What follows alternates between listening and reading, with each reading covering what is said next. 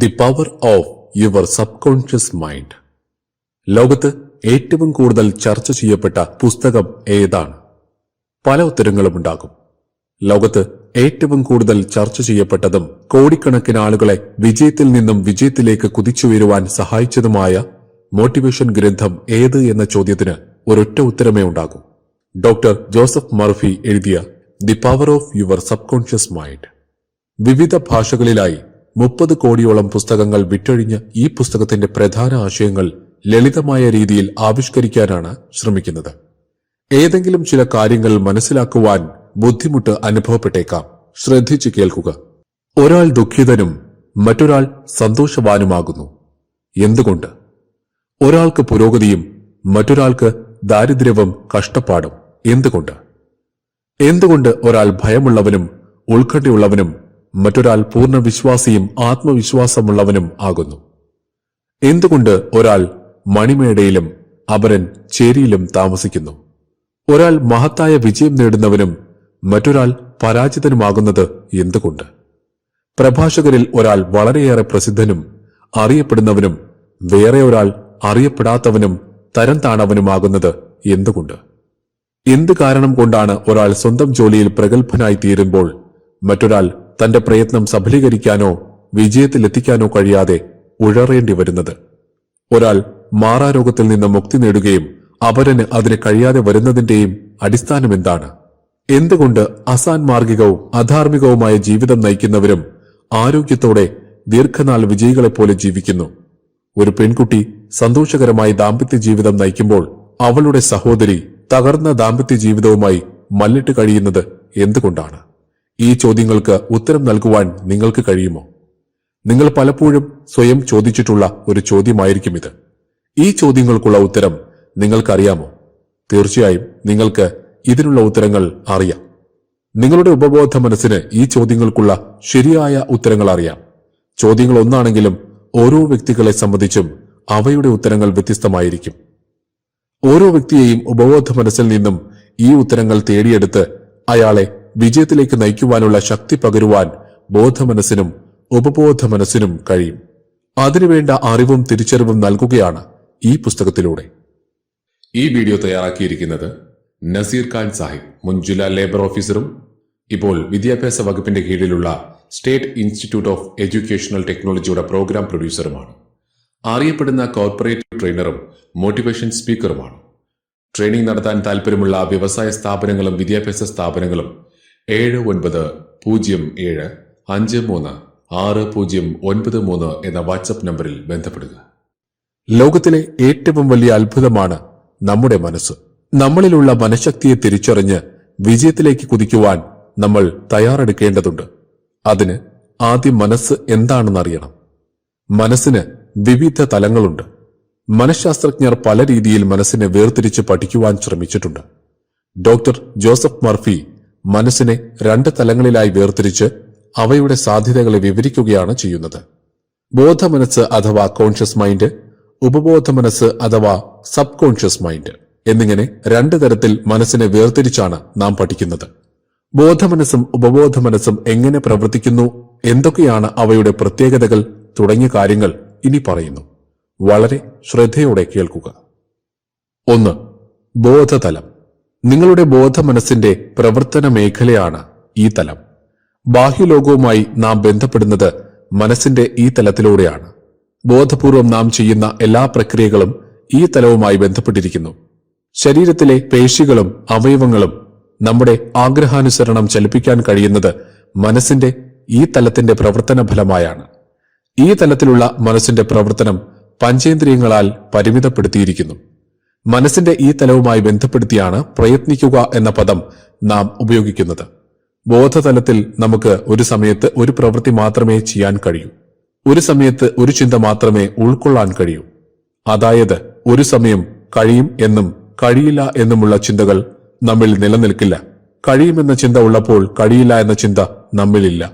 ജയിക്കും എന്ന ചിന്തയുള്ളപ്പോൾ തോൽക്കുമെന്ന ചിന്ത നമ്മളിൽ ഉണരുന്നില്ല. ഒരു ഇരിപ്പിടത്തിൽ ഒരേ സമയത്ത് 2 പേർക്കിരിക്കാൻ കഴിയാത്തതുപോലെ ബോധമനസ്സിന് ഒരേ സമയത്ത് ഒന്നിലധികം ചിന്തകൾ ഉൾക്കൊള്ളാൻ കഴിയില്ല. ഒരാൾ ഇരിപ്പിടത്തിൽ നിന്നും എഴുന്നേറ്റാൽ ഉടൻ മറ്റേയാൾക്ക് ഇരിക്കാം. വേണമെങ്കിൽ നല്ല വേഗതയിൽ ഇരുവർക്കും ഒരു ഇരിപ്പിടത്തിൽ മാറി മാറിയിരിക്കാം. വേഗത മൂലം കണ്ടു നിൽക്കുന്നവർക്ക് രണ്ടുപേരും ഒരേ ഇരിപ്പിടത്തിൽ ഇരിക്കുന്നതായി തോന്നാം. ഇതുപോലെയാണ് ബോധതലത്തിലുള്ള ചിന്തകളും. പരസ്പരം വിരുദ്ധമായ ചിന്തകൾ ബോധതലത്തിൽ മാറി മാറി വരുമ്പോൾ ഒരേ സമയം ഒന്നിലധികം ചിന്തകൾ നമ്മളിൽ ഉള്ളതായി നമുക്ക് തോന്നാം. എന്നാൽ യഥാർത്ഥത്തിൽ ഒരു സമയത്ത് ഒരു ചിന്ത മാത്രമേ നമ്മിൽ സാധ്യമാകൂ. യുക്തിപൂർവം ചിന്തിക്കുകയും തീരുമാനിക്കുകയും അത്ഭുതപ്പെടുകയും കണക്കുകൂട്ടലുകൾ നടത്തുകയും ഊഹിക്കുകയും എല്ലാം ചെയ്യുന്നത് ഈ ഭാഗമാണ്. പഞ്ചേന്ദ്രിയങ്ങളിലൂടെ ലഭിക്കുന്ന വിവരങ്ങളെ വിശകലനം ചെയ്ത് കഴിഞ്ഞകാല അനുഭവങ്ങളുമായി താരതമ്യപ്പെടുത്തി തീരുമാനമെടുക്കുന്നത് ഈ ബോധതലമാണ്. ഒരു ഉദാഹരണം പരിശോധിക്കാം. റോഡ് കുറുകെ കടക്കാൻ തുടങ്ങുമ്പോൾ ഒരു വാഹനം ദൂരെ നിന്നും വരുന്നത് കണ്ടു എന്നിരിക്കട്ടെ. പഞ്ചേന്ദ്രിയങ്ങളിലൊന്നായ കണ്ണുവഴി ബോധമനസ്സിൽ വാഹനത്തെപ്പറ്റിയുള്ള അറിവ് എത്തുന്നു. വാഹനവും നിങ്ങളും തമ്മിലുള്ള ദൂരവും വാഹനത്തിന്റെ വേഗതയും തമ്മിൽ താരതമ്യപ്പെടുത്തി സ്മൃതിതലത്തിൽ ശേഖരിച്ചിട്ടുള്ള കഴിഞ്ഞ കാലത്തെ സമാന അനുഭവങ്ങളുമായി താരതമ്യപ്പെടുത്തി റോഡ് കുറുകെ കടക്കാനോ കടക്കാതിരിക്കാനോ വേഗത്തിൽ നടക്കാനോ വേഗം പിന്നോട്ട് മാറാനോ ബോധതലം തീരുമാനിക്കുന്നു. ബോധതലത്തിന്റെ തീരുമാനങ്ങൾ മനസ്സിന്റെ മറ്റു തലങ്ങളിലേക്ക് കൈമാറ്റം ചെയ്യുന്നു. അതായത് ഉപബോധ ശരീര നിയന്ത്രണ തലത്തിലേക്ക് പുറകോട്ട് മാറൂ എന്ന തീരുമാനം ബോധമനസ്സ് അറിയിച്ചാൽ കാലിലെ മാംസപേശികൾ പെട്ടെന്ന് ചലിച്ച് വേഗം നാം പിന്നോട്ട് മാറും. ഏത് കാൽ ആദ്യം പിന്നോട്ട് വെക്കണമെന്നോ എത്ര വേഗം പുറകോട്ട് മാറണമെന്നോ നാം ബോധപൂർവം തീരുമാനിക്കേണ്ടതില്ല. കാരണം ആ ചലനം അപ്പോൾ നിയന്ത്രിക്കുന്നത് ഉപബോധ ശരീര നിയന്ത്രണ തലമാണ്. ഒരു കാവൽക്കാരനെ പോലെയാണ് ബോധതലം പലപ്പോഴും പ്രവർത്തിക്കുക. ആരെ അകത്തേക്ക് വിടണം, എന്തകത്തു നിന്നും പുറത്തേക്ക് വിടണം എന്നൊക്കെ തീരുമാനിക്കുന്നത് ബോധതലമാണ്. പൂർണ്ണമായും നമുക്ക് നിയന്ത്രിക്കാവുന്ന ഒരു തലമാണ് ഇതെങ്കിലും പലപ്പോഴും നാം നമ്മുടെ തീരുമാനങ്ങൾ എടുക്കുന്നത് അബോധപൂർവമായ ചില ചായ്വുകൾ അടിസ്ഥാനപ്പെടുത്തിയാണ്. അതായത് ബോധതലം കഴിഞ്ഞകാല അനുഭവങ്ങളുടെ തടവറയിലാണ് സാധാരണ കഴിയുന്നത്. ഈ തടവറയിൽ നിന്നും ബോധതലത്തെ മുക്തമാക്കുമ്പോഴാണ് നമ്മുടെ മനഃശക്തി ക്രിയാത്മകമായി ഉപയോഗിക്കാൻ തുടങ്ങുന്നത്.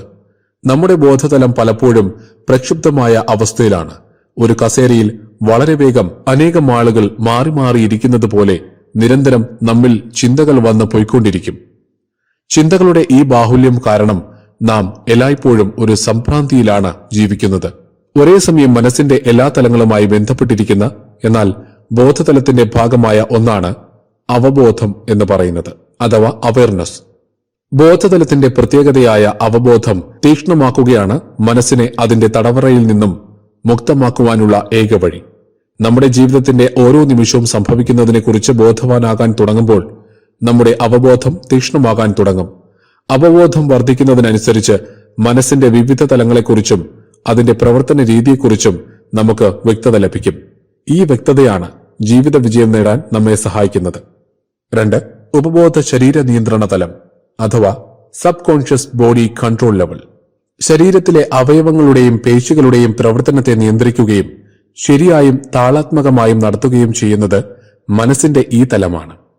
ശരീരത്തിലെ ആന്തരിക അവയവങ്ങളൊന്നും തന്നെ നമ്മുടെ ബോധപൂർവമായ നിയന്ത്രണത്തിൽ ഉള്ളവയല്ല. നിരന്തരമായ പരിശീലനം കൊണ്ട് ആന്തരിക അവയവങ്ങളുടെ പ്രവർത്തനങ്ങളെ നമുക്ക് ഒരു പരിധിവരെ സ്വാധീനിക്കാൻ കഴിയും. ഓരോ നിമിഷവും നമുക്ക് ശരീരത്തിൽ അനേകം ചലനങ്ങൾ നടക്കുന്നുണ്ട്. നമ്മുടെ ശരീരത്തിൽ 10 കോടി മീറ്റർ രക്തവാഹിനികളുണ്ട്. എന്നാൽ 6-7 ലിറ്റർ രക്തം മാത്രമേ നമ്മളിലുള്ളൂ. ഇത്രയും രക്തം ഓരോ സമയത്തും ഏതൊക്കെ രക്തവാഹിനികളിലൂടെ പ്രവഹിക്കണമെന്ന് തീരുമാനിക്കുന്നത് ഈ ശരീര നിയന്ത്രണ തലമാണ്. വയറു നിറച്ച് ഭക്ഷണം കഴിച്ചാൽ അങ്ങോട്ടുള്ള രക്തപ്രവാഹം കൂട്ടുകയും തലച്ചോറിലേക്കുള്ള രക്തപ്രവാഹം കുറയ്ക്കുകയും ചെയ്യുന്നത് ഈ തലമാണ്. ഈ പ്രത്യേകത മൂലമാണല്ലോ നിറയെ ഭക്ഷണം കഴിച്ചാൽ നമുക്ക് ഉറക്കം വരുന്നത്. ഓരോ 24 മണിക്കൂറും നമ്മുടെ ബോധപൂർവമായ ശ്രമമില്ലാതെ 23,000 തവണ നാം ശ്വാസോച്ഛ്വാസം ചെയ്യുന്നു. 1,00,000 തവണ നമ്മുടെ ഹൃദയമിടിക്കുന്നു. 30,000 തവണ നാം കണ്ണു ചിമ്മുന്നു. ഓരോ നിമിഷവും 20 ലക്ഷം ചുവന്ന രക്താണുക്കളെ ഉൽപ്പാദിപ്പിക്കുന്നു. ഇങ്ങനെ നമ്മുടെ ശരീരത്തിൽ നടക്കുന്ന അനേകം ചലന പ്രവർത്തനങ്ങളെ നിയന്ത്രിക്കുന്ന തലമാണ് ഉപബോധ ശരീര നിയന്ത്രണ തലം അഥവാ sub conscious body control level. ഉപബോധ മനസ്സ് ഒരിക്കൽ ഒരാശയം സ്വീകരിച്ചാൽ പിന്നെ അത് നടപ്പിലാക്കാനുള്ള ശ്രമം ആരംഭിക്കുമെന്നതാണ് ഓർത്തിരിക്കേണ്ട പ്രധാനപ്പെട്ട കാര്യം. ഉപബോധ മനസ്സിന്റെ നിയമം എന്താണെന്ന് വെച്ചാൽ അത് നല്ല ആശയമായാലും മോശം ആശയമായാലും ഒരിക്കൽ സ്വീകരിച്ചാൽ പിന്നെ അത് നടപ്പിലാക്കുന്നതിന് ശ്രമിക്കുക എന്നുള്ളതാണ്. ഈ നിയമം നിഷേധാത്മക വഴിയിലൂടെ ഉപയോഗപ്പെടുത്തുകയാണെങ്കിൽ പരാജയത്തിനും നിരാശയ്ക്കും ദുഃഖത്തിനും കാരണമാകുന്നു. നിങ്ങളുടെ സ്വാഭാവികമായുള്ള ചിന്ത പൊരുത്തമുള്ളതും ക്രിയാത്മകവുമാണെങ്കിൽ നിങ്ങൾ പൂർണ്ണ ആരോഗ്യവും വിജയവും അഭിവൃദ്ധിയും അനുഭവിക്കും. ശരിയായ മാർഗത്തിലൂടെ ചരിക്കുന്നതിനും ചിന്തിക്കുന്നതിനും തുടങ്ങുന്നുവെങ്കിൽ മനസ്സമാധാനവും ശാരീരികമായ ആനന്ദവും തീർച്ചയായും ഉണ്ടാകും. നിങ്ങൾ മാനസികമായും അനുഭവത്തിലൂടെയും സത്യമാണെന്ന് അവകാശപ്പെടുന്നതിനെ നിങ്ങളുടെ ഉപബോധ മനസ്സ് സ്വീകരിക്കുകയും നിങ്ങളുടെ അനുഭവത്തിലൂടെ കൊണ്ടുവരികയും ചെയ്യുന്നു. നിങ്ങളുടെ ഉപബോധ മനസ്സ് ഒരാശയം സ്വീകരിക്കുന്ന കാര്യമേ നിങ്ങൾക്ക് ചെയ്യുവാനുള്ളൂ. ഒരിക്കൽ അത് സംഭവിക്കുമ്പോൾ നിങ്ങൾ ആഗ്രഹിക്കുന്ന സമാധാനവും ആരോഗ്യവും പുരോഗതിയും നിങ്ങളുടെ ഉപബോധ മനസ്സ് കൊണ്ടുവന്നിരിക്കും. നിങ്ങൾ ആജ്ഞാപിക്കുകയോ ശാസിക്കുകയോ ചെയ്യുക, നിങ്ങളുടെ ഉപബോധ മനസ്സ് വിശ്വാസപൂർവം സ്വാധീനിക്കപ്പെട്ട ആശയത്തെ നടപ്പിലാക്കിയിരിക്കും. നിങ്ങളുടെ മനസ്സിന്റെ നിയമം ഇതാകുന്നു: നിങ്ങളുടെ ബോധമനസ്സിൽ നിങ്ങൾ പരിരക്ഷിക്കുന്ന ആശയത്തിന്റെയും ചിന്തയുടെയും പ്രകൃതി അനുസരിച്ച് നിങ്ങളുടെ ഉപബോധ മനസ്സിൽ പ്രതികരണമോ മറുപടിയോ തീരുമാനിക്കപ്പെടും. മനഃശാസ്ത്രജ്ഞരും മനോരോഗ ചികിത്സകരും ചൂണ്ടിക്കാണിക്കുന്ന കാര്യം ഇതാണ്. ചിന്തകൾ ഉപബോധ മനസ്സിലേക്ക് വിനിമയിക്കപ്പെടുമ്പോൾ തലച്ചോറിലെ സെല്ലുകളിൽ മുദ്രണം ചെയ്യപ്പെടുന്നു. ഉപബോധ മനസ്സ് ഒരാശയത്തെ സ്വീകരിച്ചാൽ ഉടനെ ഒട്ടും താമസം കൂടാതെ നടപ്പിലാക്കാൻ തുടങ്ങുന്നു. ആശയങ്ങളുമായി സംഗമിച്ച് പ്രവർത്തിക്കുന്നതിനാൽ നിങ്ങൾ ജീവിതകാലത്ത് ശേഖരിച്ചു വെച്ചിട്ടുള്ള അറിവിന്റെ ഓരോ അംശത്തെയും അത് ഉപയോഗപ്പെടുത്തുന്നു. നിങ്ങളിലുള്ള വിവേകത്തെയും ഊർജത്തെയും അനന്തശക്തിയെയും അത് ആവാഹിക്കുന്നു. ചിലപ്പോൾ നിങ്ങളുടെ പ്രയാസങ്ങൾക്ക് ഉടനെ തന്നെ പരിഹാരം കാണുന്നതിന് ശ്രമിക്കുന്നതായും തോന്നുന്നു. മറ്റവസരങ്ങളിൽ അത് ദിവസങ്ങൾ, ആഴ്ചകൾ അല്ലെങ്കിൽ കൂടുതൽ സമയമെടുക്കുന്നു. അതിന്റെ വഴികൾ കാലാനന്തരം കണ്ടുപിടിക്കപ്പെട്ടുകൊണ്ടിരിക്കുന്നു. ഇനി ബോധമനസ്സും ഉപബോധ മനസ്സും തമ്മിലുള്ള വ്യത്യാസങ്ങൾ പരിശോധിക്കാം. ബോധമനസ്സും ഉപബോധ മനസ്സും രണ്ട് മനസ്സുകളല്ല എന്ന് നിങ്ങൾ ഓർത്തിരിക്കേണ്ടതാണ്. അവ രണ്ടും ഒരു മനസ്സിനുള്ളിലെ രണ്ട് പ്രവർത്തന മേഖലകളാണ്. നിങ്ങളുടെ ബോധമനസ്സ് യുക്തിപൂർവം ചിന്തിക്കുന്ന ഒരു മനസ്സാണ്. ആ ഒരു അവസ്ഥയിലാണ് തിരഞ്ഞെടുക്കപ്പെടുന്ന കാര്യം മനസ്സ് ചെയ്യുന്നത്. ഉദാഹരണത്തിന്, നിങ്ങൾ നിങ്ങളുടെ പുസ്തകങ്ങൾ, നിങ്ങളുടെ വീട്, നിങ്ങളുടെ ജീവിത പങ്കാളി ഇവരെ തിരഞ്ഞെടുക്കുന്നു. നിങ്ങൾ ബോധമനസ്സാലെയാണ് എല്ലാ തീരുമാനങ്ങളും എടുക്കുന്നത്. നേരെ മറിച്ച് നിങ്ങളുടെ ഭാഗത്തു നിന്നും ബോധപൂർവമായി തിരഞ്ഞെടുക്കുക എന്ന പ്രക്രിയ ഇല്ലാതെ തന്നെ നിങ്ങളുടെ ഹൃദയം സ്വയം പ്രേരിതമായും പ്രവർത്തിക്കുന്നു. ഒഴിച്ചുകൂടാനാവാത്ത ജീവധാരാ പ്രവർത്തനങ്ങളായ ദഹനം, രക്തസംക്രമണം, ശ്വസനം എന്നിവ ഉപബോധ മനസ്സിനാൽ നടത്തപ്പെടുന്നു. ഇവ നിങ്ങളുടെ മനസ്സിന്റെ നിയന്ത്രണത്തിൽ നിന്നും സ്വതന്ത്രമാണ്. നിങ്ങൾ യുക്തിപരമായി വിശ്വസിക്കുന്നതിനെ ഉപബോധ മനസ്സ് സ്വീകരിക്കുന്നു. ബോധമനസ്സ് ചെയ്യുന്നത് പോലെ ഉപബോധ മനസ്സ് യുക്തിപരമായി ചിന്തിക്കുന്നില്ല.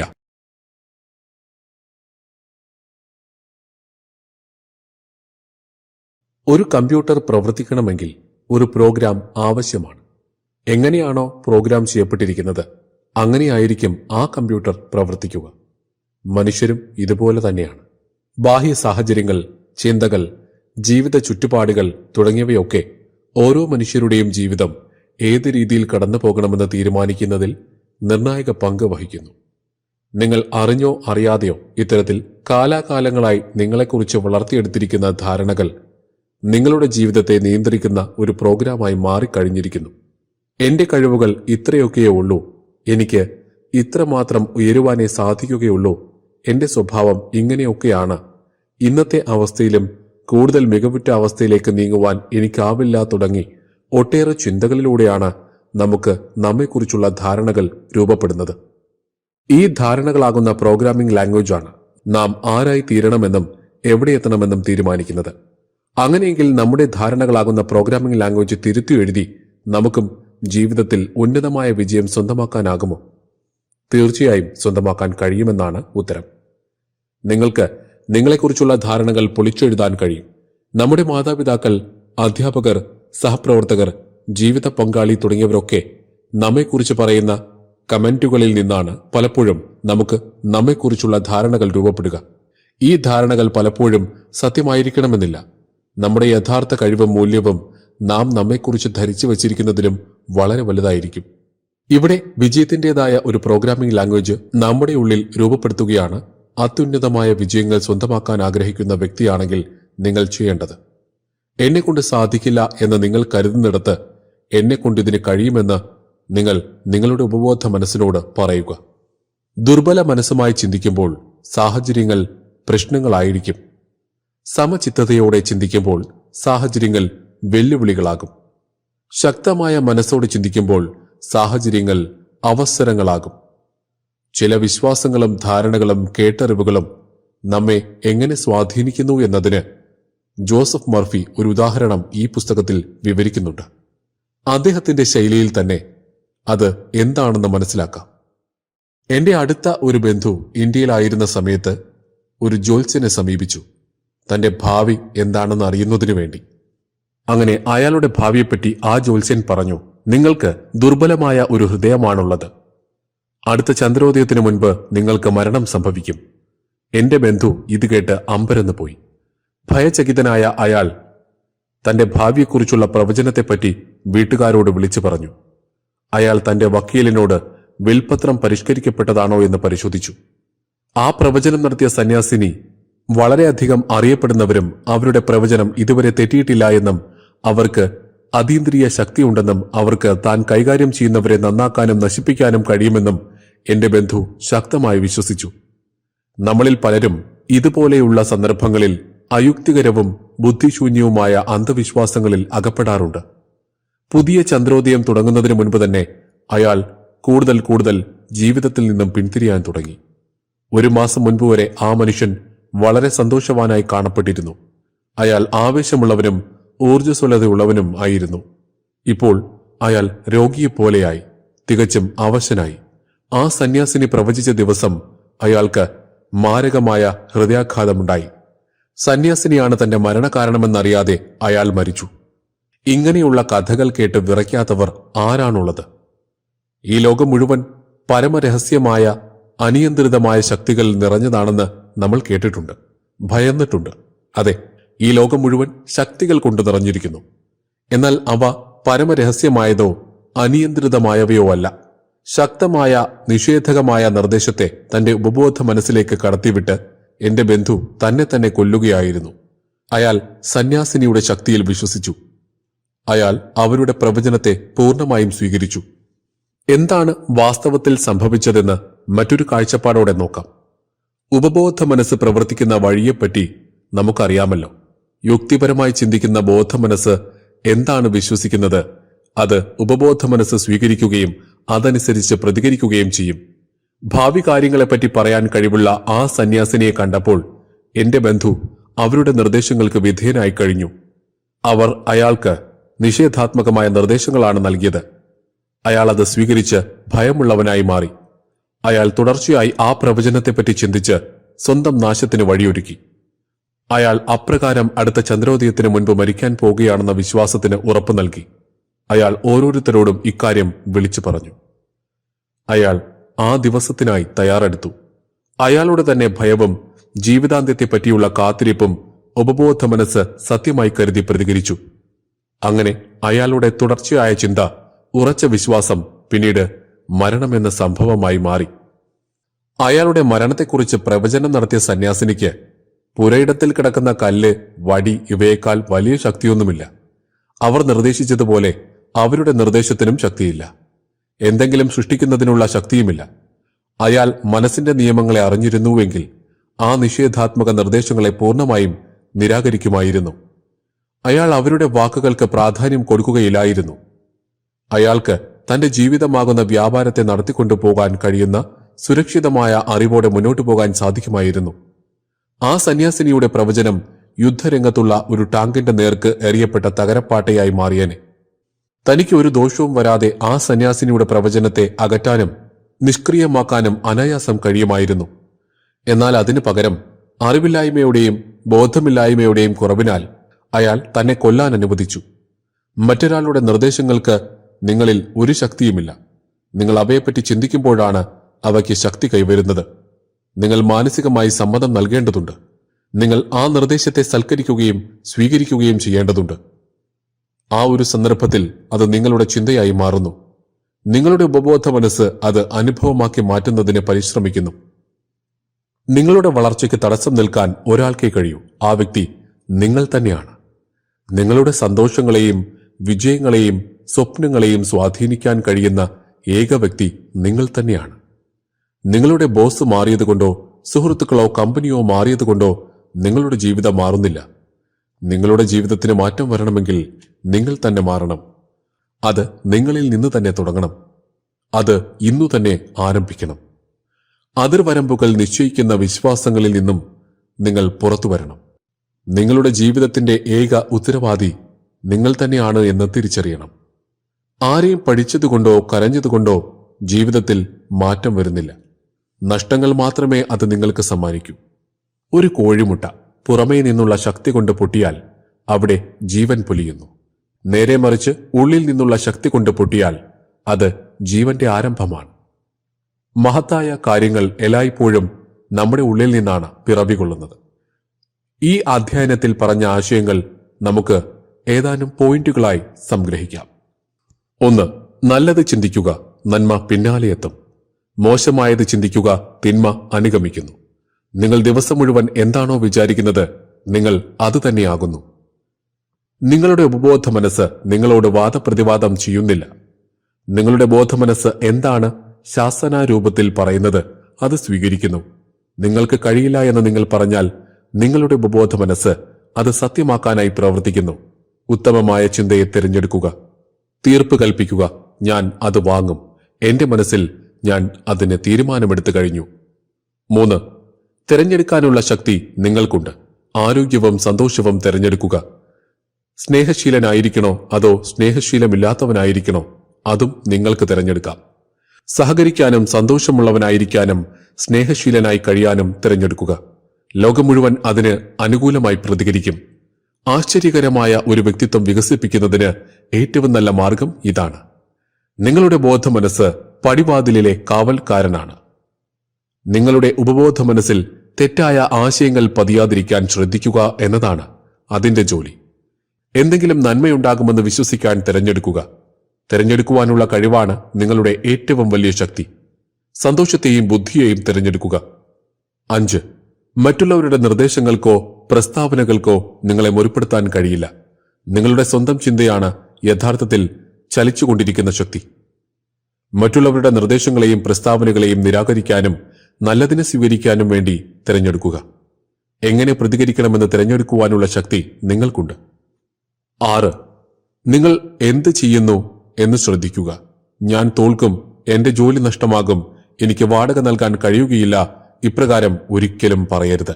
നിങ്ങളുടെ ഉപബോധ മനസ്സിന് തമാശ സ്വീകരിക്കുവാൻ കഴിയുകയില്ല. അത് എല്ലാം കടന്നു പോകുന്നതിനു വേണ്ടി ശ്രമിക്കുന്നു. നിങ്ങളുടെ മനസ്സ് ചീത്തയല്ല. പ്രകൃതിയുടെ ഒരു ശക്തിയും ചീത്തയല്ല.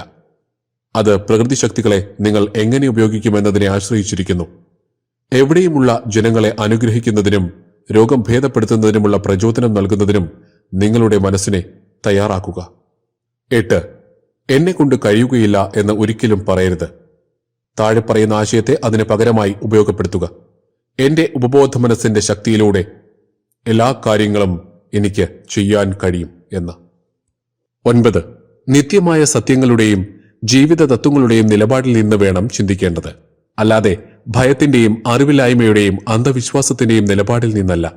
ഒരിക്കലും മറ്റുള്ളവരെ നിങ്ങൾക്ക് വേണ്ടി ചിന്തിക്കാൻ അനുവദിക്കരുത്. നിങ്ങളുടെ സ്വന്തം ചിന്തകളെ നിങ്ങൾ തന്നെ തിരഞ്ഞെടുക്കുക. നിങ്ങൾ തന്നെ തീരുമാനമെടുക്കുക. 10. നിങ്ങളുടെ ആത്മാവിന്റെ ക്യാപ്റ്റൻ നിങ്ങൾ തന്നെയാണ്. നിങ്ങളുടെ വിധിയുടെ യജമാനൻ നിങ്ങൾ തന്നെയാണ്. നിങ്ങൾക്ക് തിരഞ്ഞെടുക്കുവാനുള്ള കഴിവുണ്ടെന്ന കാര്യം ഒരിക്കലും മറന്നു പോകരുത്. ജീവിതത്തെ തിരഞ്ഞെടുക്കുക. ആരോഗ്യത്തെ തിരഞ്ഞെടുക്കുക. സന്തോഷത്തെ തിരഞ്ഞെടുക്കുക. 11. നിങ്ങളുടെ ബോധമനസ്സ് ഊഹിക്കുന്നതും വിശ്വസിക്കുന്നതുമായ സത്യങ്ങൾ നിങ്ങളുടെ ഉപബോധ മനസ്സ് അംഗീകരിക്കുന്നതിനും കടന്നുപോകുന്നതിനുമായി ശ്രമിക്കും. നല്ല ഭാഗ്യമുണ്ടാകുന്നതിനും ദിവ്യമായ മാർഗനിർദ്ദേശത്തിനും ശരിയായ പ്രവൃത്തിക്കും ജീവിതത്തിന്റെ എല്ലാ അനുഗ്രഹത്തിനും വേണ്ടിയുള്ള കാര്യങ്ങളിൽ വിശ്വസിക്കുക. എല്ലാ മനുഷ്യരിലും അപാരമായ കഴിവുകൾ ഒളിഞ്ഞുകിടപ്പുണ്ട്. ചിലർ അത് കണ്ടെത്തുന്നു, മറ്റു ചിലർ കണ്ടെത്തുന്നില്ല.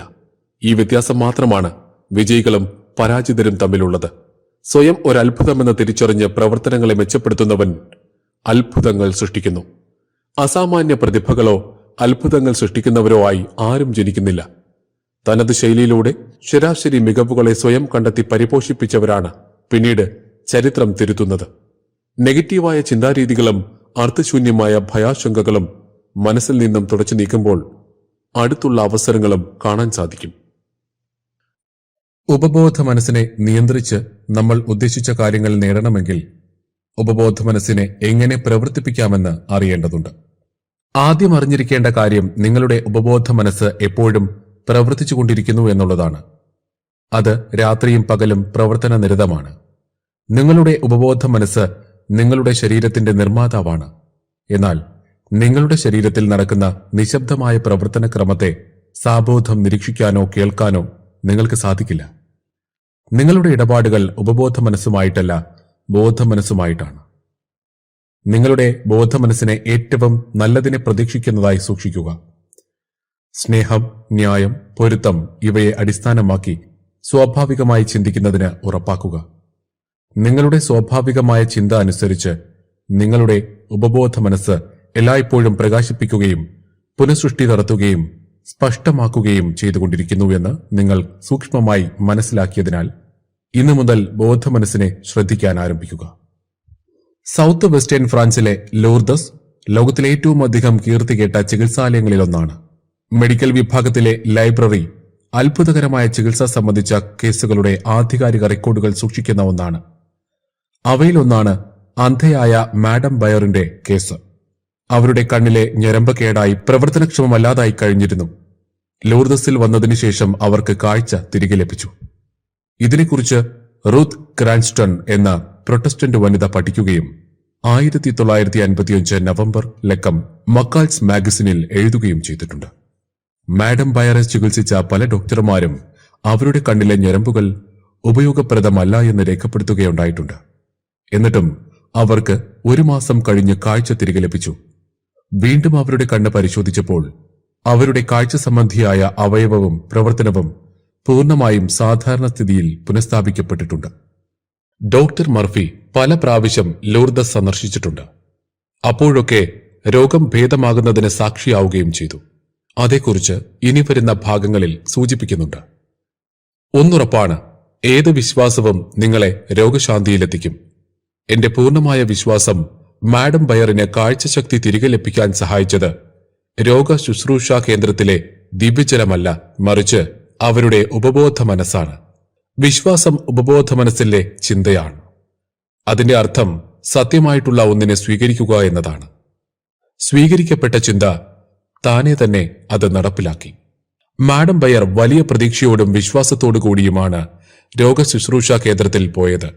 ഹൃദയം കൊണ്ട് തന്റെ രോഗം ഭേദമാകുമെന്ന് അവർ വിശ്വസിച്ചു. അവരുടെ ഉപബോധ മനസ്സ് അതനുസരിച്ച് പ്രതികരിച്ചു. അത് അവരിൽ സ്ഥിരമായി സ്ഥിതി ചെയ്യുന്ന രോഗനിവാരണ ശക്തി സ്വതന്ത്രമാക്കി. കണ്ണിനെ സൃഷ്ടിച്ച ഉപബോധ മനസ്സിന് പ്രവർത്തനരഹിതമായ ഞരമ്പുകളെ പ്രവർത്തനക്ഷമമാക്കാനും അങ്ങനെ ജീവിതത്തിലേക്ക് മടക്കിക്കൊണ്ടുവരാനും കഴിഞ്ഞു. സൃഷ്ടിപരമായ തത്വം എന്താണോ സൃഷ്ടിച്ചത് അതിന് പുനഃസൃഷ്ടി നടത്താനും കഴിയും. നിങ്ങളുടെ വിശ്വാസം അതനുസരിച്ച് അത് നടപ്പിലാക്കി തരുന്നു. ഉപബോധ മനസ്സിലേക്ക് പൂർണ്ണ ആരോഗ്യമെന്ന ആശയത്തെ കടത്തിവിടുന്നതിനുള്ള വേറൊരു അത്ഭുതകരമായ വഴി ചിട്ടയോടെ അല്ലെങ്കിൽ ശാസ്ത്രീയ ഭാവനയിലൂടെ ചെയ്യും എന്നതാണ്. പ്രവൃത്തി സംബന്ധിച്ച തളർവാദമെന്ന രോഗത്തിൽ നിന്നും രക്ഷപ്പെടുന്നതിന് ഡോക്ടർ മർഫി ഒരാളോട് ഇപ്രകാരം പറഞ്ഞു: നിങ്ങളെപ്പറ്റി തിളക്കമുള്ള ഒരു ഇമേജ് മനസ്സിൽ സൃഷ്ടിക്കുക. നിങ്ങൾ പഴയതുപോലെ ഓഫീസിൽ പണിയെടുക്കുന്നു, മുറിയിൽ ജോലിയുമായി ബന്ധപ്പെട്ട കാര്യങ്ങളിൽ മുഴുകുന്നു, ഡെസ്കിൽ തൊടുന്നു, ടെലിഫോണിൽ കൂടി മറുപടി പറയുന്നു. ചുരുക്കത്തിൽ അസുഖമൊട്ടുമില്ലാത്ത ഒരാളെപ്പോലെ എല്ലാ ജോലികളും ചെയ്യുന്നു. പൂർണ്ണ ആരോഗ്യത്തെപ്പറ്റി ഈ മാനസിക ഭാവന അയാളുടെ ഉപബോധ മനസ്സ് സ്വീകരിക്കുമെന്ന് ഞാൻ അയാൾക്ക് വിശദീകരിച്ചു കൊടുത്തു. ആ വ്യക്തി ഞാൻ പറഞ്ഞ പ്രകാരം ചെയ്യുകയുണ്ടായി. അയാൾ തന്റെ ഉപബോധ മനസ്സിന് നിശ്ചിതവും മൂർത്തവുമായ ജോലിയാണ് ഏൽപ്പിക്കുന്നതെന്ന് മനസ്സിലാക്കി. അയാളുടെ ഉപബോധ മനസ്സാകുന്ന ഫിലിമിൽ അയാൾ മനസ്സിൽ കണ്ട ഭാവനാ ചിത്രം പതിഞ്ഞു. അയാളുടെ ഭാവനാ ചിത്രം ചിട്ടയോടെ തീവ്രതയോടെ പല ആഴ്ചകളോളം തുടരുകയുണ്ടായി. അങ്ങനെ എല്ലാവരും പുറത്തു പോയിരുന്നപ്പോൾ ടെലിഫോൺ ശബ്ദിച്ചു. ടെലിഫോൺ അയാളുടെ കിടക്കയിൽ നിന്നും 12 അടി അകലെയായിരുന്നു ഇരുന്നത്. എന്നിട്ടും അയാൾക്ക് അതിലൂടെ മറുപടി നൽകാൻ സാധിച്ചു. അയാളുടെ തളർവാദം അപ്രത്യക്ഷമായി. അയാളുടെ ഉപബോധ മനസ്സിൽ രോഗശുശ്രൂഷ വരുത്തുന്ന ശക്തി പ്രതിസ്പന്ദിച്ചിട്ടുണ്ടായിരുന്നു. അത് അയാളിലുള്ള ഭാവനാ ചിത്രത്തിന് അനുരൂപമായിരുന്നു. അയാൾ ഒരു കടുത്ത മാനസികാഘാതത്തിന് വിധേയനായിരുന്നു. അയാളുടെ തലച്ചോറിൽ നിന്നും കാലുകളിലേക്ക് ഞരമ്പ് വഴി പ്രചോദനം എത്തിയിരുന്നില്ല. അതുകൊണ്ട് അയാൾക്ക് നടക്കാനും കഴിഞ്ഞിരുന്നില്ല. അയാൾ തന്നിലുള്ള രോഗശുശ്രൂഷ വരുന്ന ശക്തിയിലേക്ക് സർവ്വശ്രദ്ധയും കേന്ദ്രീകരിച്ചപ്പോൾ ആ ശക്തി അയാൾ കേന്ദ്രീകരിച്ച ദിശയിലേക്ക് ഒഴുകിയെത്തി. അയാൾക്ക് വീണ്ടും നടക്കാനുള്ള ശക്തി ലഭിച്ചു. പ്രാർത്ഥനയിൽ നിങ്ങൾ എന്താവശ്യപ്പെടുമോ വിശ്വാസമുണ്ടെങ്കിൽ അത് നിങ്ങൾ സ്വീകരിക്കും.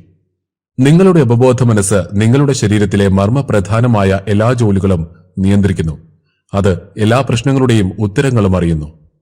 ഉറങ്ങുന്നതിനു മുൻപായി നിങ്ങളുടെ ഉപബോധ മനസ്സിന് നിശ്ചിതമായ അപേക്ഷ നൽകുക.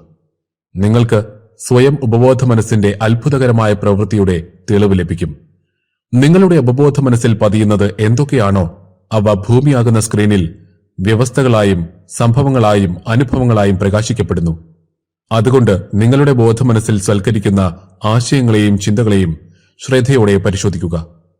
പ്രവർത്തനത്തിന്റെയും പ്രതിപ്രവർത്തനത്തിന്റെയും നിയമം സാർവദേശീയമാണ്.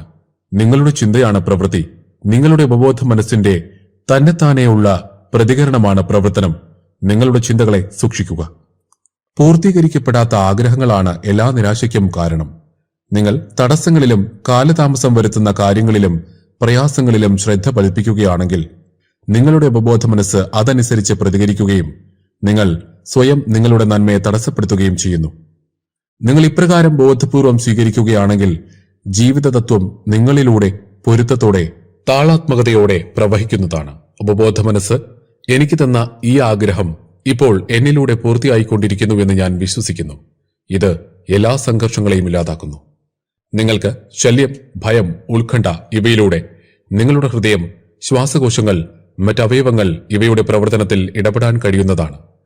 നിങ്ങളുടെ ഉപബോധ മനസ്സിനെ താളൈക്യം, ആരോഗ്യം, സമാധാനം എന്നീ ചിന്തകളിലൂടെ പരിപോഷിപ്പിക്കുക. നിങ്ങളുടെ ശരീരത്തിലെ എല്ലാ പ്രവർത്തനങ്ങളും സാധാരണഗതിയിലാകും. ഏറ്റവും നല്ലത് പ്രതീക്ഷിക്കുന്നതിനായി നിങ്ങളുടെ ബോധമനസ്സിനെ തിരക്കുള്ളതാക്കി മാറ്റുക. നിങ്ങളുടെ ബോധമനസ്സിന്റെ സ്വാഭാവിക ചിന്തയനുസരിച്ച് ഉപബോധ മനസ്സ് പ്രതികരിക്കുന്നതാണ്. നിങ്ങളുടെ പ്രശ്നങ്ങൾ സന്തോഷകരമായി അവസാനിക്കുന്നതായി സങ്കല്പിക്കുക. അതിന്റെ പൂർത്തീകരണത്തിലൂടെ ഉണ്ടാകുന്ന ആനന്ദത്തെ ഭാവനയിൽ കാണുക. നിങ്ങൾ സങ്കല്പിക്കുന്നത് നിങ്ങളുടെ അനുഭൂതിയായി മാറുന്നതിനു വേണ്ടി നിങ്ങളുടെ ഉപബോധ മനസ്സ് തയ്യാറാക്കുകയും അതിനായി പ്രവർത്തിക്കുകയും ചെയ്യുന്നു. നിങ്ങളുടെ മനസ്സിനെ നിയന്ത്രണത്തിലാക്കുവാൻ നിങ്ങൾക്ക് കഴിയും. നിങ്ങളുടെ മനസ്സും ചിന്തകളും നിയന്ത്രിക്കുന്നത് നിങ്ങൾ തന്നെയാണോ? നിങ്ങളുടെ ബ്രെയിൻ സഞ്ചരിക്കുന്നത് നിങ്ങളുടെ ലക്ഷ്യങ്ങളിൽ നിന്നും വിപരീത ദിശയിലാണോ? എങ്കിൽ മനസ്സിലാക്കുക, നമ്മുടെ ബ്രെയിൻ ഒരിക്കലും നമ്മളെ യാദൃച്ഛികമായി വിജയത്തിലേക്ക് എത്തിക്കില്ല. ഏത് പാതയിലേക്ക് നാം സഞ്ചരിക്കണമെന്ന് തീരുമാനിക്കേണ്ടത് നമ്മുടെ ബ്രെയിനിന് നാം നൽകുന്ന പ്രോഗ്രാമുകളാണ്. തലച്ചോറിന് കൃത്യമായി ട്രെയിനിംഗ് നൽകിയാൽ മാത്രമേ അത് നമ്മൾ ഉദ്ദേശിക്കുന്ന രീതിയിൽ റിസൾട്ട് നൽകുകയുള്ളൂ. കൃത്യമായി ട്രെയിനിംഗ് കൊടുക്കുകയാണെങ്കിൽ നമ്മുടെ മസ്തിഷ്കവും മനസ്സും നമ്മൾ ഉദ്ദേശിക്കുന്നത് പോലെ പ്രവർത്തിക്കും. എന്നാൽ നമ്മൾ അതിനെ അതിന്റേതായ വഴിക്ക് വിടുകയാണെങ്കിൽ ഫലം വിപരീതമായിരിക്കും. മസ്തിഷ്കവും മനസ്സും അനിയന്ത്രിതമായി പ്രവർത്തിക്കുന്നവർക്ക് ജീവിതത്തിൽ നെഗറ്റീവ് അനുഭവങ്ങളായിരിക്കും കൂടുതൽ. നമ്മുടെ ബ്രെയിനിന് കൃത്യമായ ട്രെയിനിംഗ് നൽകുന്ന പ്രക്രിയയാണ് സെൽഫ് ബ്രെയിൻ വാഷ്. ഇതിലൂടെ നമ്മൾ തന്നെ നമ്മുടെ ബ്രെയിനിനെ പറഞ്ഞു പഠിപ്പിക്കുകയാണ്. ഒരുപക്ഷെ യാഥാർത്ഥ്യം മറ്റൊന്നാണെങ്കിലും നമ്മുടെ ലക്ഷ്യത്തെയും സ്വപ്നങ്ങളെയും മനസ്സിനെ പറഞ്ഞു പഠിപ്പിക്കുക എന്നതാണ് ബ്രെയിൻ വാഷിലൂടെ സംഭവിക്കുന്നത്. നിങ്ങൾ എന്തെങ്കിലും ഒരു കാര്യം ആഗ്രഹിക്കുന്നുവെങ്കിൽ അത് നേടിയെടുക്കുന്നതുവരെ നേടിയെടുത്തു കഴിഞ്ഞതായി നിങ്ങളുടെ മനസ്സിനെ പറഞ്ഞു പഠിപ്പിക്കുക. ഇതിന് സാധിക്കുകയാണെങ്കിൽ കുറച്ചു നാളുകൾക്കുള്ളിൽ നിങ്ങളുടെ ബ്രെയിൻ അതിനനുസരിച്ച് വഴങ്ങുകയും അതിനായി പ്രവർത്തിക്കുകയും ചെയ്യും. ഇങ്ങനെ നിങ്ങളുടെ മനസ്സ് പ്രവർത്തിക്കാൻ തുടങ്ങിയാൽ അത് നിങ്ങൾ ഉദ്ദേശിക്കുന്ന വഴിയിലൂടെ മാത്രം സഞ്ചരിക്കും. നിങ്ങൾക്ക് നേട്ടങ്ങൾ ഉണ്ടാക്കി തരികയും ചെയ്യും. അതിനാൽ നിരന്തരം സെൽഫ് ബ്രെയിൻ വാഷ് ചെയ്തുകൊണ്ടേയിരിക്കുക. ഇതിലൂടെ നിങ്ങളുടെ ആഗ്രഹങ്ങളിലേക്കും ലക്ഷ്യങ്ങളിലേക്കും സഞ്ചരിക്കാൻ നിങ്ങളുടെ ബ്രെയിൻ നിങ്ങളെ പ്രോത്സാഹിപ്പിക്കും. ഇപ്പോൾ തന്നെ നമുക്ക് നമ്മുടെ മനസ്സിനെ നിയന്ത്രിച്ച് ബ്രെയിൻ വാഷ് ചെയ്യാൻ തുടങ്ങാം. ഇതിനായി ശാന്തമായ ഒരു സ്ഥലം തിരഞ്ഞെടുക്കുക. അതിനുശേഷം നിങ്ങൾ നിങ്ങളുടെ കണ്ണുകൾ അടയ്ക്കുക. സാവധാനം ശ്വാസമെടുക്കുക. ശ്വാസമെടുക്കുന്നതിൽ മാത്രം ശ്രദ്ധിക്കുക. അല്പസമയം ഇങ്ങനെ ഡീപ് ബ്രെത്ത് എടുക്കുക. ഇനി ഞാൻ പറയുന്ന കാര്യങ്ങൾ നിങ്ങളും മനസ്സിൽ ആവർത്തിച്ച് പറയുക. ഞാൻ എന്റെ ജീവിതത്തിൽ വളരെ സന്തുഷ്ടനാണ്. എന്റെ മനസ്സ് വളരെയധികം ശാന്തമാണ്. ഓരോ ദിവസവും എനിക്ക് പുരോഗതി നേടിത്തരുന്ന ദിവസങ്ങളാണ്. എന്റെ ചിന്തകൾ എന്റെ നിയന്ത്രണത്തിലാണ്. എന്റെ ചിന്തകൾ എനിക്ക് അനുകൂലമായി പ്രവർത്തിക്കുന്നു. എന്റെ മനസ്സ് പോസിറ്റീവായി മാത്രം ചിന്തിക്കുന്ന രീതിയിലേക്ക് മാറി തുടങ്ങുകയാണ്. എന്റെ മനസ്സും ശരീരവും ഫ്രഷായി ഫീൽ ചെയ്തുകൊണ്ടിരിക്കുന്നു. എനിക്ക് എപ്പോഴും ഊർജ്ജസ്വലമായി അനുഭവപ്പെടുന്നു. ഞാൻ എന്റെ മനസ്സിന്റെ ചിന്തകൾക്ക് വ്യായാമം നൽകുകയാണ്. ഇതിലൂടെ എന്റെ മനസ്സ് ശാന്തവും ശക്തവുമാവുകയാണ്. ഈ ലോകത്തിൽ എന്റെ മുന്നിൽ വന്നു ചേരുന്നതെല്ലാം പോസിറ്റീവാണ്. ഈ പ്രകൃതി വളരെ മനോഹരമാണ്. ഈ പ്രകൃതിയിൽ നിന്നും ഞാൻ ഒരുപാട് പഠിക്കുകയാണ്. ഈ പ്രകൃതി എന്നെ സഹായിക്കുകയാണ്. എന്നെ സഹായിക്കുവാൻ ഈ പ്രപഞ്ചം സദാ തയ്യാറാണ്.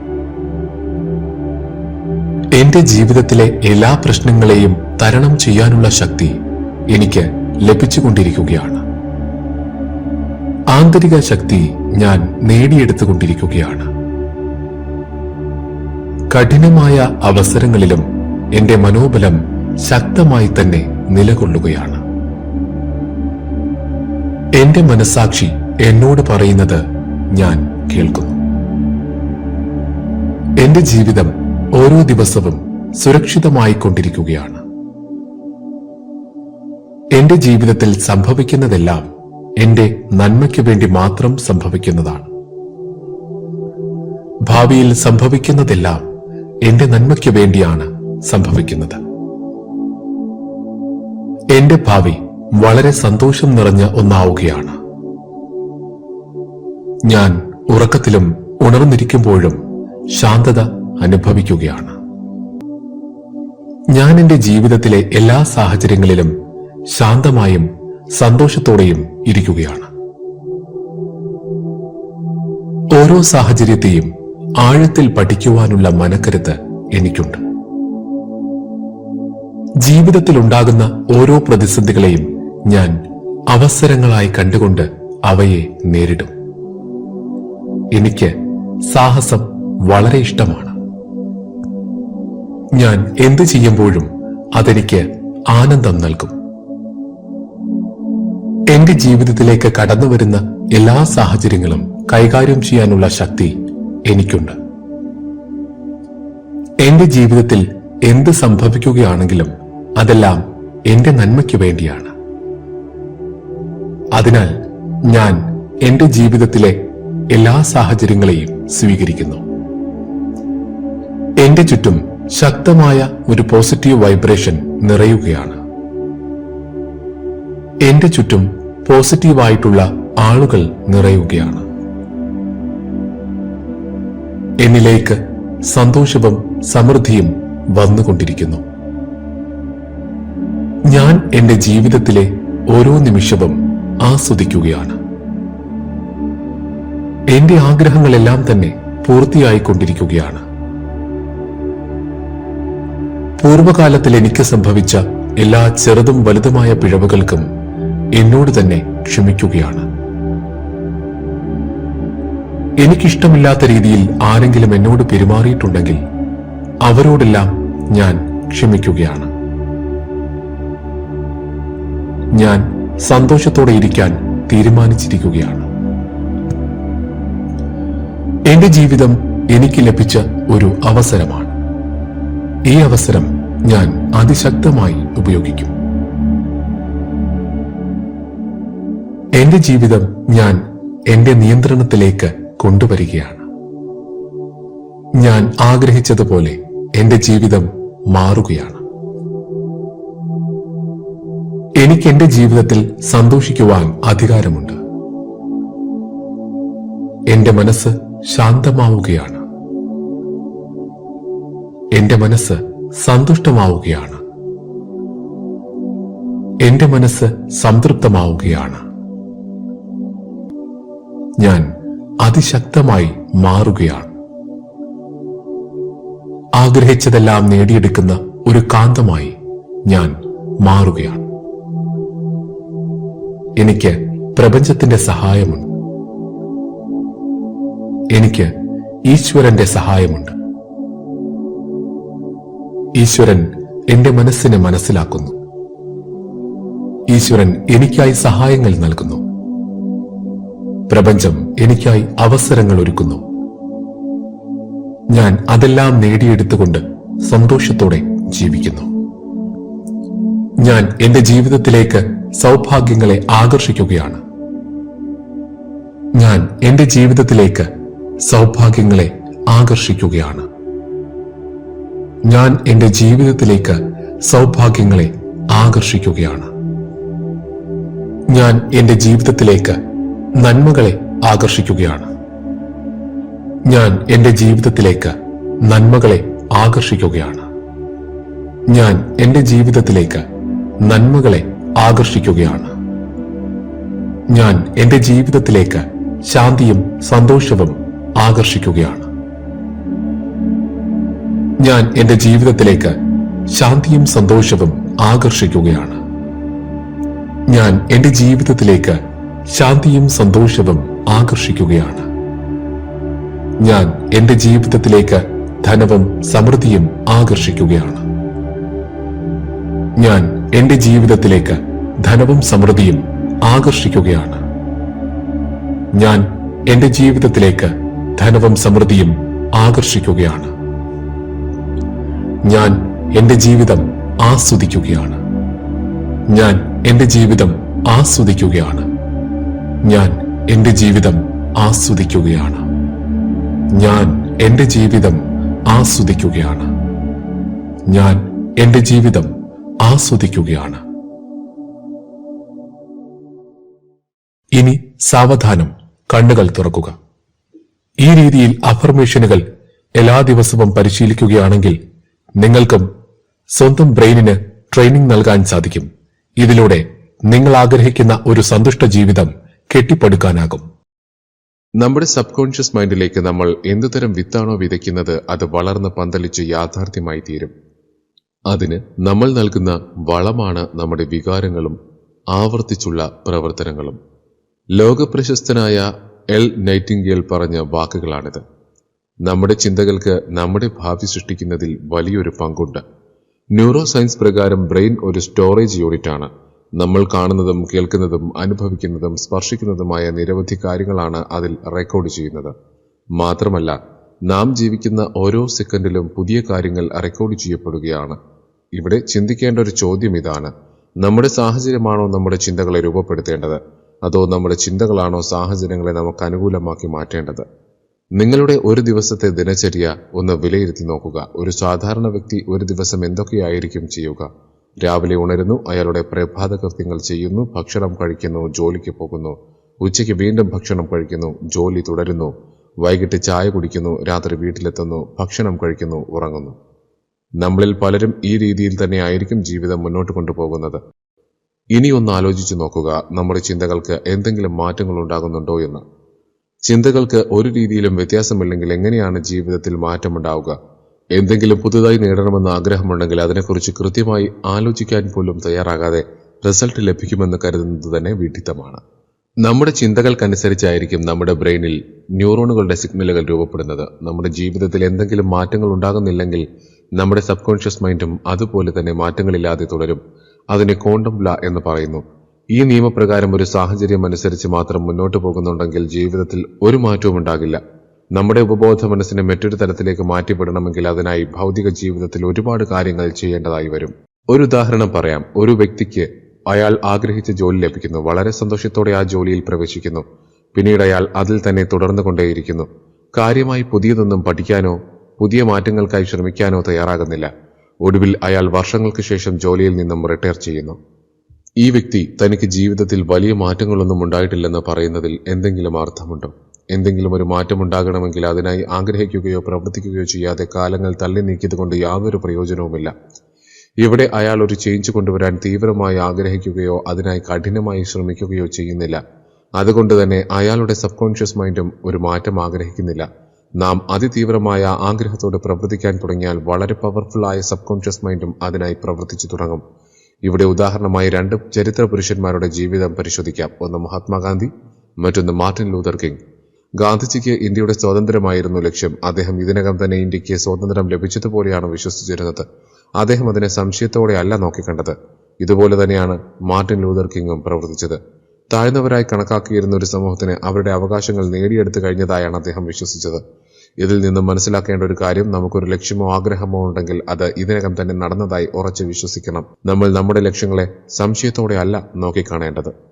നമ്മൾ നമ്മുടെ ലിമിറ്റുകൾക്ക് ഉപരിയായി ചിന്തിക്കണം. അപ്പോൾ മാത്രമേ നമ്മുടെ സബ് കോൺഷ്യസ് മൈൻഡ് അത് കാര്യമാക്കി പ്രവർത്തിക്കുകയുള്ളൂ. ജീവിതത്തിൽ വിജയിക്കേണ്ടവർക്ക് അവരുടെ ചുറ്റുപാടുകളേക്കാൾ ഉയർന്ന രീതിയിൽ ചിന്തിക്കാൻ സാധിക്കണം. നിങ്ങൾ കാണുകയോ കേൾക്കുകയോ അനുഭവിക്കുകയോ ചെയ്യാത്ത നിങ്ങളുടെ ഭാവിയെക്കുറിച്ച് നിങ്ങൾക്ക് ഇതിനകം തന്നെ മനസ്സിൽ കാണാൻ കഴിയും. നമ്മുടെ ഇന്ദ്രിയങ്ങൾക്ക് അവ എക്സ്പീരിയൻസ് ചെയ്യുന്ന കാര്യങ്ങൾ മാത്രമേ റെക്കോർഡ് ചെയ്യാനും പ്രോസസ്സ് ചെയ്യാനും കഴിയൂ. എന്നാൽ ന്യൂറോ സയൻസ് പറയുന്നത് ഇന്ദ്രിയങ്ങൾക്ക് അതീതമായി നമുക്ക് പല കാഴ്ചകളും അനുഭവിക്കാനും ഉൾക്കൊള്ളാനും കഴിയും. നമ്മൾ ഓരോരുത്തരും എന്താണോ അതാണ് നമ്മുടെ പേഴ്സണാലിറ്റി. കൂടുതൽ പേരും കരുതുന്നത് പേഴ്സണാലിറ്റിയെ മാറ്റിയെടുക്കാൻ കഴിയാത്ത ഒന്നായാണ്. എന്നാൽ സബ് കോൺഷ്യസ് മൈൻഡിനെ കൃത്യമായി പ്രോഗ്രാം ചെയ്താൽ നമ്മൾ ആഗ്രഹിക്കുന്ന രീതിയിലുള്ള പേഴ്സണാലിറ്റി സൃഷ്ടിക്കാൻ കഴിയും. നമ്മുടെ ചിന്തകൾ ബ്രെയിനിൽ ഒരു പ്രത്യേക രീതിയിലുള്ള ന്യൂറോ നെറ്റ്വർക്ക് സൃഷ്ടിക്കും. നമ്മുടെ കഴിവുകളെക്കുറിച്ച് നമുക്ക് തന്നെ ഒരു ബോധ്യമുണ്ടാകും. എന്നാൽ ഇതൊരിക്കലും യാഥാർത്ഥ്യമല്ല. കാരണം നമ്മുടെ കഴിവുകൾ നമ്മൾ ചിന്തിക്കുന്നതിലും എത്രയോ കൂടുതലായിരിക്കും. ഞാൻ ഇങ്ങനെയാണ്, എനിക്ക് ഇത്രയൊക്കെ പറ്റുകയുള്ളൂ, ഇതാണ് എന്റെ ലിമിറ്റ് എന്നൊക്കെ നമ്മൾ നിരന്തരം ചിന്തിക്കുമ്പോൾ അത് ആജീവനാന്ത കാലത്തേക്ക് ബ്രെയിനിൽ ഫീഡ് ചെയ്യപ്പെടും. ഈ മെമ്മറിയെയാണ് നമ്മുടെ പേഴ്സണാലിറ്റി എന്ന് പറയുന്നത്. സ്ഥിരമായി ഒരു കാര്യം തന്നെ ചെയ്തുകൊണ്ടിരിക്കുമ്പോൾ ബ്രെയിൻ ഒരു ഓട്ടോ പൈലറ്റ് മോഡിലേക്ക് പ്രവേശിക്കും. പുതുതായി ഒന്നും ചിന്തിക്കാൻ തയ്യാറാകുന്നില്ല. നമ്മുടെ അവസ്ഥ എന്തു തന്നെയാണോ അതിൽ തന്നെ തുടരും. നമ്മുടെ സബ് കോൺഷ്യസ് മൈൻഡിൽ എന്തെങ്കിലും മാറ്റമുണ്ടാകണമെങ്കിൽ ശീലങ്ങളിൽ മാറ്റമുണ്ടാകണം. ബോധമനസ്സും അവബോധ മനസ്സും ഒരുപോലെ പ്രവർത്തിക്കുമ്പോഴാണ് ഒരു പുതിയ ശീലമുണ്ടാകുന്നത്. അതായത് കുട്ടിക്കാലം മുതൽ മാതാപിതാക്കളിൽ നിന്നും ബന്ധുക്കളിൽ നിന്നും നിരവധി ശീലങ്ങളും അറിവുകളും ലഭിക്കും. പിന്നീട് സ്കൂളിലെത്തും. അവിടെ നിന്നും ഇതുപോലെയുള്ള അറിവുകളും ശീലങ്ങളും ജീവിതത്തിലേക്ക് കടന്നു വരും. പിന്നീട് കോളേജ് ലൈഫിലെത്തും. ഒടുവിൽ ജീവിതത്തിൽ ഒരു സുപ്രധാന തീരുമാനമെടുക്കേണ്ട സാഹചര്യത്തിൽ മുൻകൂട്ടി സ്റ്റോർ ചെയ്തു വെച്ചിരുന്ന ഡാറ്റകൾ അനലൈസ് ചെയ്താണ് തീരുമാനമെടുക്കുന്നത്. നമ്മുടെ ശരീരത്തിന് ലഭിക്കുന്ന കാഴ്ചപ്പാടും നമ്മുടെ ഭാവി എങ്ങനെയായിരിക്കണമെന്ന ഉൾക്കാഴ്ചയും വേർതിരിച്ചറിയാൻ സബ് കോൺഷ്യസ് മൈൻഡിന് സാധിക്കും. അതുകൊണ്ട് തന്നെ നമ്മുടെ ആഗ്രഹങ്ങളും ലക്ഷ്യങ്ങളും, അത് പണമാകട്ടെ ആരോഗ്യമാകട്ടെ, അത് ഇതിനകം തന്നെ നമുക്ക് ലഭിച്ചു എന്ന രീതിയിൽ നാം വിഷ്വലൈസ് ചെയ്യുക. ഇത് നിരവധി തവണ റിപ്പീറ്റ് ചെയ്യണം. ഒരുപാട് തവണ റിപ്പീറ്റ് ചെയ്യുമ്പോൾ നമ്മുടെ സബ് കോൺഷ്യസ് മൈൻഡ് അത് യാഥാർത്ഥ്യമാണെന്ന് കരുതാൻ തുടങ്ങും. കൂടുതലായി വിഷ്വലൈസ് ചെയ്യാൻ തുടങ്ങുമ്പോൾ നമ്മുടെ ബ്രെയിനിൽ ന്യൂറോണുകളുടെ പുതിയൊരു കണക്ഷൻസ് ഉണ്ടാകുന്നു. ഒരു കൂട്ടം ന്യൂറോണുകളുടെ കണക്ഷൻ ഉണ്ടാകുമ്പോൾ ബ്രെയിൻ അതിനനുസരിച്ച് പുതിയ കെമിക്കലുകൾ ഉൽപ്പാദിപ്പിക്കുന്നു.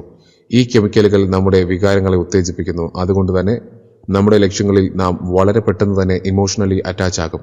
തുടർച്ചയായി ഉണ്ടാകുന്ന ഇമോഷൻസ് നമ്മുടെ ശരീരത്തെ നിയന്ത്രിക്കാൻ തുടങ്ങും. ഇനി എങ്ങനെയാണ് നമ്മുടെ സബ് കോൺഷ്യസ് മൈൻഡിനെ റീപ്രോഗ്രാം ചെയ്യുന്നതെന്ന് നോക്കാം. നിങ്ങളൊന്ന് ആലോചിച്ച് നോക്കൂ, നിങ്ങളുടെ മനസ്സ് ശാന്തമാകുമ്പോൾ എന്തൊക്കെ തരത്തിലുള്ള ചിന്തകളാണ് കടന്നു വരുന്നതെന്ന്.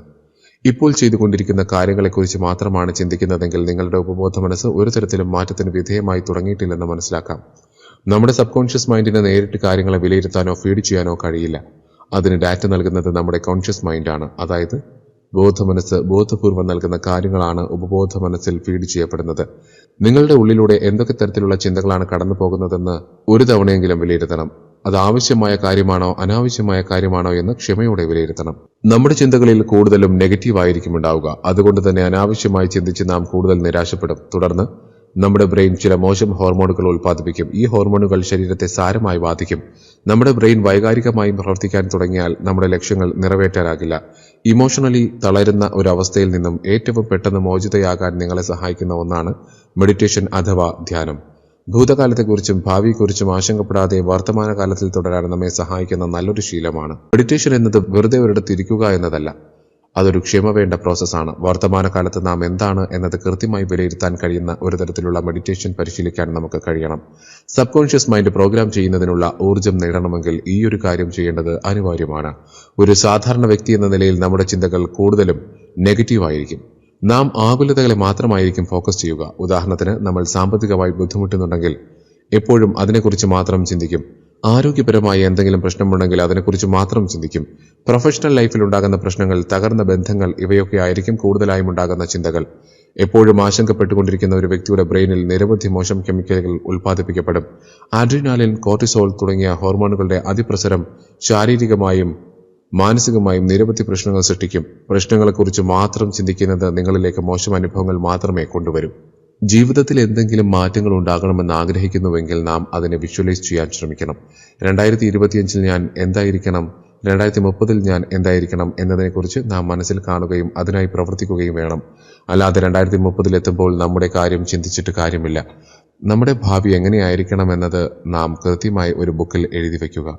ഇത്ര വർഷം കഴിഞ്ഞ് നമ്മുടെ ആരോഗ്യം, സാമ്പത്തികം തുടങ്ങിയ കാര്യങ്ങളൊക്കെ എങ്ങനെയായിരിക്കണമെന്ന് കൃത്യമായി എഴുതി വയ്ക്കുക. ഇങ്ങനെ എഴുതി വയ്ക്കുന്നതിനെയാണ് വിഷൻ സ്റ്റേറ്റ്മെന്റ് എന്ന് പറയുന്നത്. ഇങ്ങനെ ചെയ്യുന്നതിലൂടെ നമ്മുടെ ചിന്തകളെ എപ്പോഴും അതിലേക്ക് കേന്ദ്രീകരിക്കാൻ കഴിയും. ഇങ്ങനെ നമ്മുടെ വിഷൻസിനെ റിയാലിറ്റിയായി ഉൾക്കൊള്ളണം. ലക്ഷ്യത്തിലെത്താനായി നാം എങ്ങനെയാണ് പെരുമാറേണ്ടതെന്ന് വിഷ്വലൈസ് ചെയ്യുക. ഓരോ ചെറിയ കാര്യങ്ങളെക്കുറിച്ച് പോലും ഡീപ്പായി വിഷ്വലൈസ് ചെയ്യണം. ഒരു വിഷൻ ഉണ്ടായാൽ അതിനെ യാഥാർത്ഥ്യമാക്കാൻ കഴിയണം. ഇവിടെ പാസ്റ്റ് പൂർണ്ണമായും ഒഴിവാക്കിക്കൊണ്ട് ഫ്യൂച്ചർ ടു പ്രസന്റ് എന്ന രീതിയിൽ ചിന്തിക്കണം.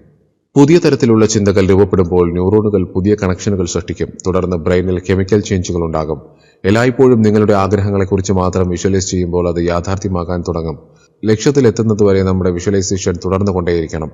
നമ്മുടെ പഴയ അവസ്ഥയിൽ നിന്നും പുതിയ അവസ്ഥയിലേക്ക് സബ് കോൺഷ്യസ് മൈൻഡിനെ റീപ്രോഗ്രാം ചെയ്യാൻ നമ്മൾ പഠിച്ചു കഴിഞ്ഞു.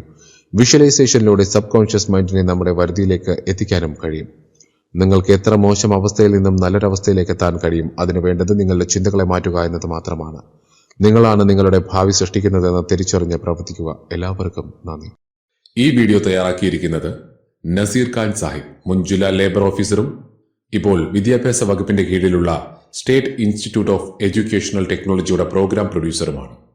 അറിയപ്പെടുന്ന കോർപ്പറേറ്റ് ട്രെയിനറും മോട്ടിവേഷൻ സ്പീക്കറുമാണ്.